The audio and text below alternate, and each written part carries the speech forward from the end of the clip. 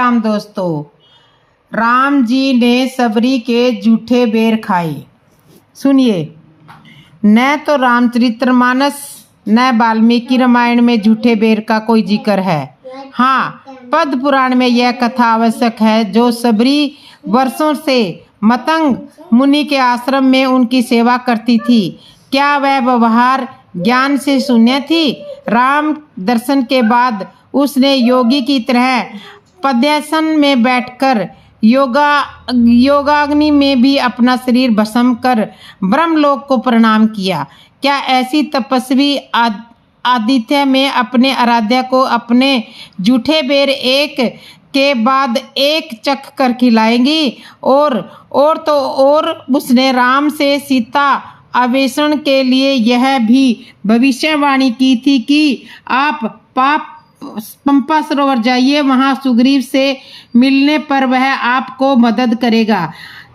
आदि क्या ऐसी सिद्ध नारी चाहे सबरी हो जूठे बेर खिलाएगी? अब इसका दूसरा पहलू देखिए। सबरी राम के प्रति पूर्ण निष्ठा के साथ भक्ति में रंगी हुई थी।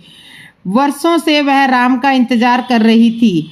आज राम आएंगे, आज कल, इस तरह से बाट जो रही थी। आने वाले रास्ते को झाड़ू से बुहारती, कंकड़ तिनके हटाती और जब राम आ ही गए तो सबरी अपना पन भूल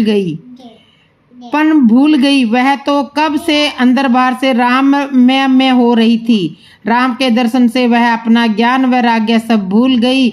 उसे अपनी सुध बुध ही नहीं रही। जैसे वह खुद बेर चक कर खाती थी, वैसे ही अत्यंत स्नेह से अपने हृदय वेश को खिलाने लगी। भला राम क्यों पीछे हटते?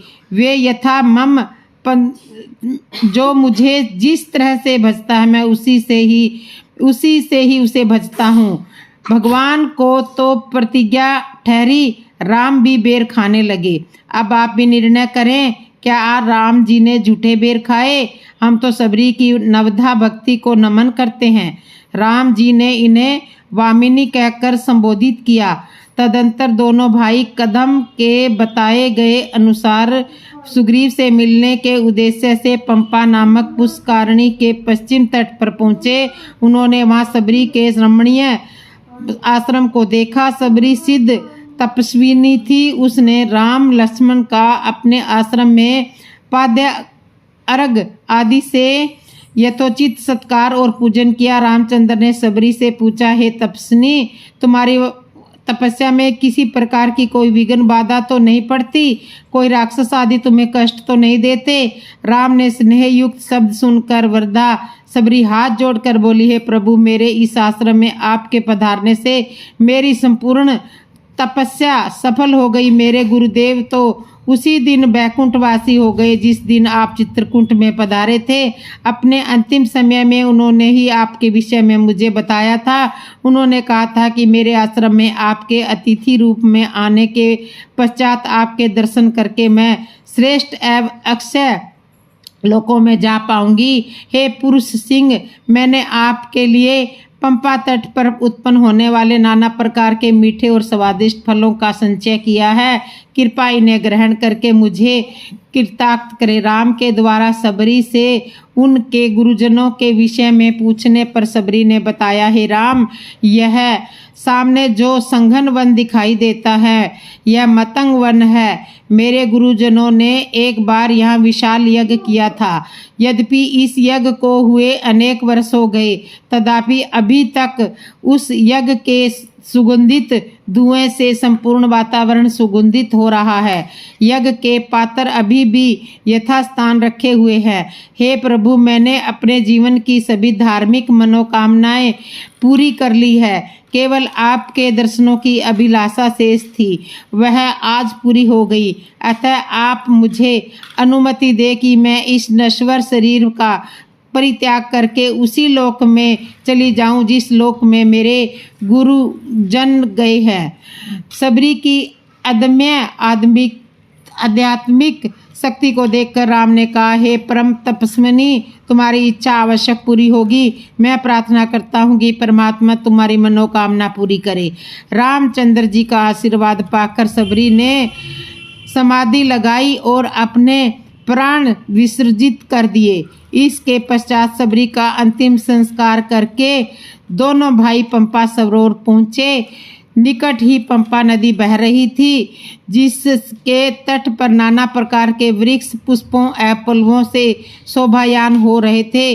उस स्थान की शोभा को देखकर राम अपना सारा शोक भूल गए। वे सुग्रीव से मिलने की इच्छा से पंपा के किनारे किनारे पुरी की ओर चलने लगे। राजा दशरथ के पुत्र नहीं थे राम, तो फिर राम के पिता कौन थे जानिए। दशरथ ने जटायु को दिया राम का दान। धार्मिक मान्यताओं की कहानियों के अनुसार यह भी कहा जाता है कि जब जटायु ने राजा दशरथ का युद्ध में सहयोग किया था, राजा दशरथ अपनी साधना में लीन एक पेड़ के नीचे बैठे थे। कुछ राक्षसों ने राजा दशरथ पर आक्रमण करने का प्रयास करने ही वाले थे। तभी जटायु ने आकर राक्षसों से युद्ध किया और राजा दशरथ के प्राणों की रक्षा की। इस घटना के बाद राजा दशरथ और जटायु की आपस में मित्रता हो गई थी। इस घटना से प्रसन्न होकर राजा दशरथ ने जटायु को वरदान मांगने के लिए कहा। तब जटायु से मित्रता करते हुए राजा दशरथ ने जटायु को यह पुत्र दान का वचन दिया था। जटायु ने एक पक्षी होने का कारण भगवान राम का लालन पालन राजा दशरथ के पास ही हुआ था। तब जटायु की मृत्यु हुई, तब राम जी ने उनका अंतिम संस्कार करके पितृ ऋण से मुक्ति पाई थी। तभी से यह कहा जाता है कि प्राण जाए लेकिन वचन ना जाए। दशरथ जी ने जटायु को वचन दिया था कि प्रथम ज्येष्ठ पुत्र उनका पुत्र होगा। विधि के विधान के अनुसार जटायु का अंतिम संस्कार श्री राम जी ने अपने हाथों से किया था। राम जी ने अपने पिता का अंतिम संस्कार इस कारण नहीं किया। पिता का अंतिम संस्कार मान्यताओं के अनुसार राजा दशरथ का अंतिम संस्कार राम जी के छोटे भाई भरत ने किया था। राजा दशरथ और जटायु की आपस में मित्रता थी। साथ ही यह जटायु ने रावण से सीता माता को बचाने का संघर्ष करते हुए अपने प्राण त्याग दिए थे। जब जटायु का घायल शरीर जमीन पर गिरा और जब राम जी घायल जटायु के पास पहुँचे, जिसके बाद जटायु ने माता सीता के रावण द्वारा हरण किए जाने की सूचना दी। जटायु की मृत्यु के बाद राम जी ने जटायु का अंतिम संस्कार किया। राजा दशरथ के मित्र होने के नाते जटायु भी राम जी के लिए पिता समान थे। जटायु का अंतिम संस्कार करने के बाद राम जी को अपने पिता का अंतिम संस्कार का ऋण चुकाने का अवसर प्राप्त हुआ था। आगे की कहानी इस प्रकार है। रावण सीता माता को लंका उठाकर ले जाता है। सीता की करुण पुकार सुनकर जटायु ने उस ओर देखा तथा रावण को सीता सहित विमान में जाते देख बोले, अरे रावण, तू एक पर स्त्री का अपहरण करके ले जा रहा है। अरे दुष्ट लंकेश, यह महाप्रतापी श्री रामचंद्र जी की भार्या है। एक राजा होकर तू ऐसा निंदनीय कर्म कैसे कर सकता है। राजा का धर्म तो पर स्त्री की रक्षा करना होता है। तू काम के वशीभूत होकर अपना विवेक खो बैठा है। छोड़ दे राम की पत्नी को। हे रावण, मेरे समक्ष तू सीता को नहीं ले जा सकता। प्राण रहते तक मैं सीता की रक्षा करूँगा। ठहर, मैं अभी आता हूँ तुझसे युद्ध करने। जटायु के इन कठोर अपमानजनक शब्दों को सुनकर रावण उसकी ओर झपटा तो सीता को मुक्त कराने के लिए विमान की ओर तेजी से बढ़ रहा था। विशालाकार दो पर्वतों की भांति वे एक दूसरे से टकराए। क्रुद्ध जटायु ने अपने पराक्रम से 2 बार रावण के धनुष को तोड़ डाला, उसके रथ को तहस नहस कर डाला और रावण के सारथी का वध कर डाला। उन्होंने मार मार कर रावण को घायल कर दिया। घायल होने के बाद भी रावण वृंद और दुर्बल जटायु से अधिक शक्तिशाली था। अवसर पाकर उसने जटायु की दोनों भुजाएं काट दी। पीड़ा से व्याकुल होकर मूर्छित होकर वह धरती पर गिर पड़ा। जटायु को भूमि पर गिरते देख जानकी हाय राम हाय लक्ष्मण कहकर विलाप करने लगी। रावण ने सीता को उसके केस पकड़कर उठा लिया और आकाश मार्ग से लंका की ओर उड़ने लगा। उस समय उन्नत भाल वाली सुंदर कृष्ण केशों वाली गौरव वर्ण मृग नैनी जानकी का सुंदर मुख रावण की गोद में पड़ा ऐसा प्रतीत हो रहा था जैसे पूर्णमासी का चंद्रमा नीले बादलों को चीरकर चमक रहा हो। सीता का क्रुधन सुनकर वन के सिंह बाघ मृग आदि रावण से कुपित होकर उसके विमान के नीचे पीछे पीछे दौड़ने लगे। पर्वतों से गिरते हुए जल प्रताप ऐसे प्रतीत हो रहे थे मानो वे भी सीता के दुख से दुखी होकर क्रुधन करते हुए आंसू बहा रहे हो। श्वेत बादल से आच्छादित सूर्य भी ऐसे प्रतीत हो रहा था जैसे अपनी कुलवधू की दुर्दशा देखकर उसका मुख श्रीहीन हो गया। मार्ग में सीता ने नीचे एक पर्वत पर 5 वानरों को देखा। उनको देखकर सीता ने यह सोचकर कि शायद ये राम को मेरा समाचार बता दें, अपने सुनहरे रंग की रेशमी चादर में वस्त्र आभूषण डालकर बांधकर उसे उन बांदरों के बीच में गिरा दिया। तीव्र गति से उड़ने में व्यस्त रावण को सीता के इस कार्य का बोध नहीं हो पाया। वनों पर्वतों और सागर को पार करता हुआ रावण सीता सहित लंकापुरी में पहुंचा। वहां उसने सीता को मैदानों द्वारा निर्मित सुंदर भवन में रखा और क्रूर राक्षसियों को बुलाकर आज्ञा दी कि मेरी आज्ञा के बिना कोई भी इस स्त्री से न मिलने पाए। यह जो भी वस्त्र आभूषण खाद्य पदार्थ मांगे वह तत्काल इसे दिया जाए।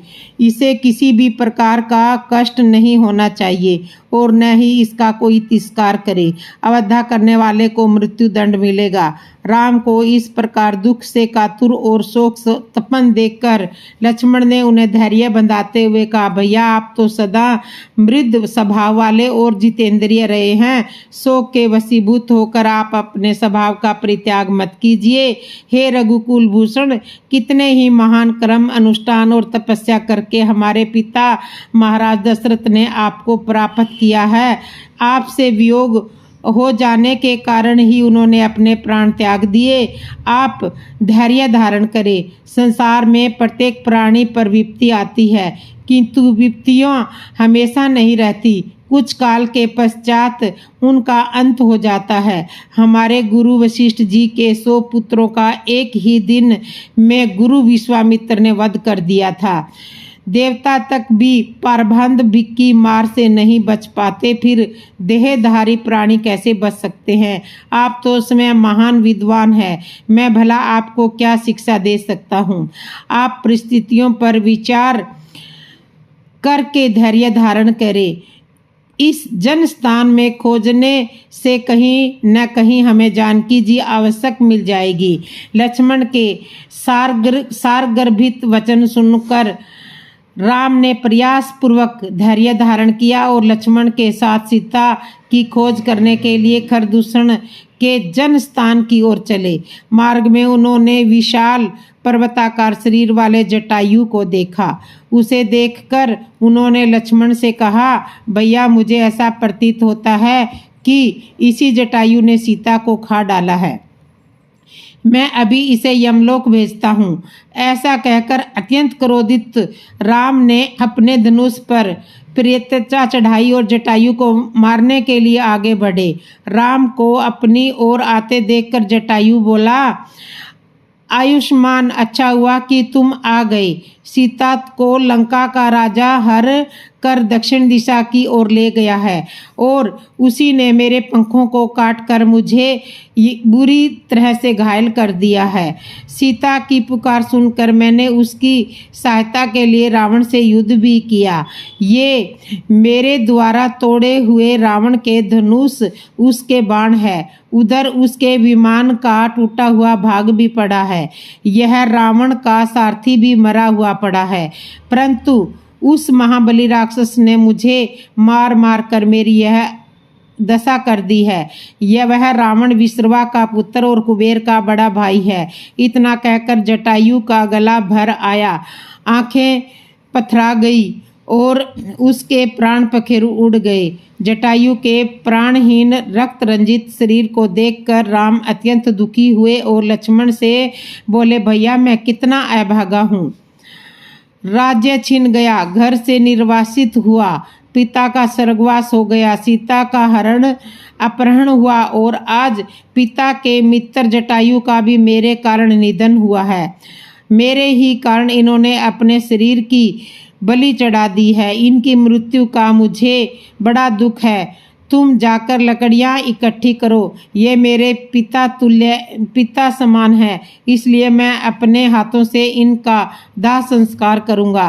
राम ने पत्थरों को रगड़कर अग्नि निकाली, फिर द्विज जटायु के शरीर को चिता पर रखकर बोले, हे पूजनीय गिद्धराज, जिस लोक में यज्ञ और अग्निहोत्र करने वाले, सम्रागण में लड़कर प्राण देने वाले और धर्मात्मा व्यक्ति जाते हैं, उसी लोक में आप प्रस्थान करें। आपकी कीर्ति इस संसार में सदा बनी रहेगी।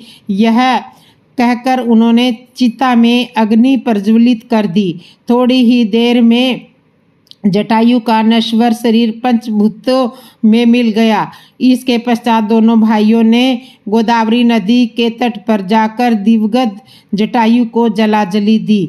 तो इस तरह से राजा दशरथ के पुत्र नहीं थे, राम जटायु के पुत्र थे। दोस्तों, आपको ये कथा कैसे लगी? अच्छी लगी हो तो कमेंट में बताना।